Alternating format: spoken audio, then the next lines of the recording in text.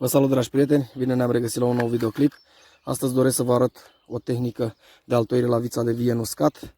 O altoire care se poate practica în sezonul martie-aprilie. Altoirea va fi făcută în despicătură pe un portaltoi de producător, un portaltoi rezistent la filoxera, în care voi adăuga un altoi de căpșunică. Cel puțin în zona mea așa ceva funcționează. În primul și în primul rând trebuie să avem în jur de 10 cm de la sol până la cepul unde vom secționa portaltoiul.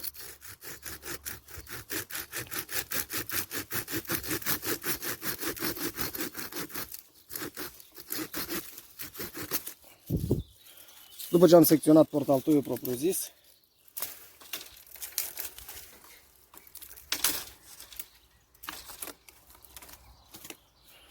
vom folosi bandă izolatoare pentru a fixa portaltoiul, astfel încât în momentul în care îl crăpăm să nu se ducă secțiunea mai jos decât avem nevoie.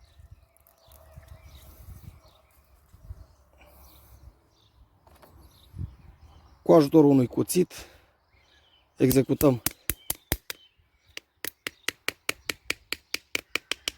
o crăpătură exact cum se vede aici.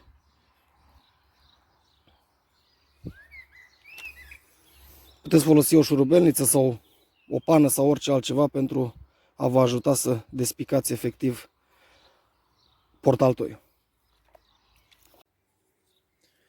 Voi folosi un portaltoi de căpșunică, exact cum am spus, pe care îl secționez la 2 ochi și căruia îi voi aplica o pană în partea de din jos.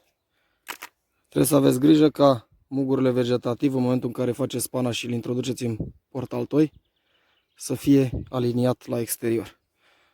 Veți executa o pană cu o tăiere dintr-o singură mișcare dacă este cu putință. Și cam așa trebuie să arate. Pe care îl voți introduce ținând cont ca partea verde, adică cambiul, să fie aliniat perfect atât la altoi cât și la portaltoi și mai lăsați un spațiu verde mic aici pentru calusare.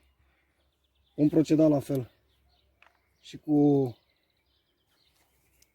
celălalt altoi. De asemenea secționăm la 2 ochi. Executăm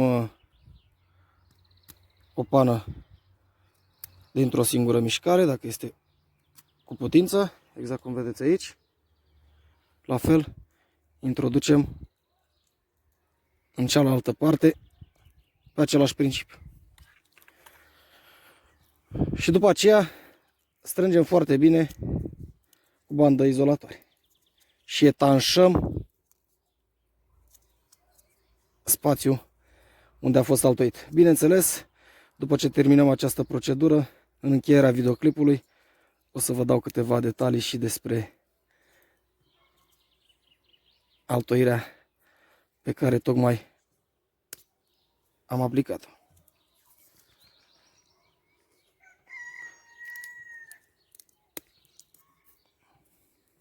Scopul este să etanșați cât mai bine îmbinarea între altoi și portaltoi, ca să nu intre aer.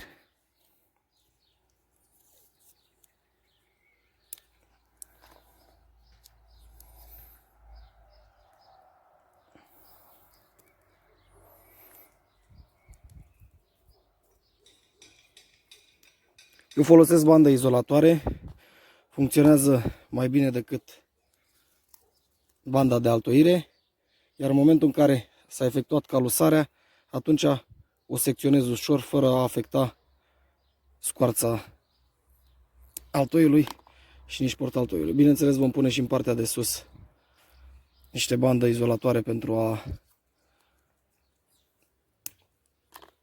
împiedica pierderea de sevă a portaltoiului.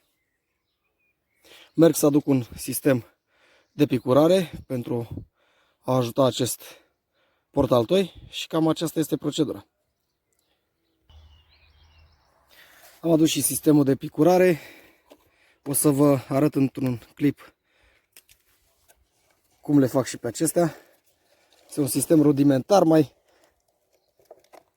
reciclăm un PET, dar pentru mine este foarte eficient.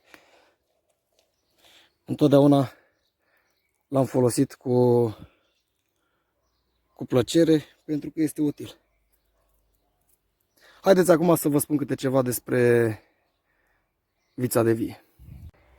Așa cum v-am spus la începutul acestui videoclip, dumneavoastră trebuie să aveți în vedere ca portaltoiul cât și altoiul să nu fie infectați cu filoxera, acel parazit care atacă rădăcinile viței de vie efectiv. Cum vă dați seama de prezența acestui parazit? Pur și simplu frunza viței de vie va prezenta niște umflături, niște blășici, acela fiind semnalul că unul dintre portaltoi sau altoi are prezent acest parazit.